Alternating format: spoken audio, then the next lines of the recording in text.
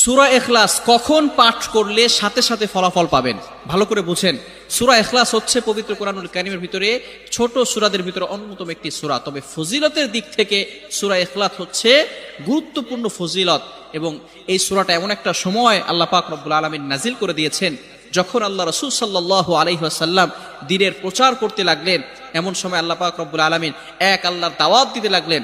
তখন কাফেররা আল্লাহ রাসূল সাল্লাল্লাহু আলাইহি সাল্লামকে কোশ্চেন করলো যে, মুহাম্মদ, তুমি তো এক আল্লাহর দাওয়াত দাও, আমরা তো কোটি কোটি দেবতার পূজা করি, তারা আমাদের সমস্যার সমাধান করতে পারে না।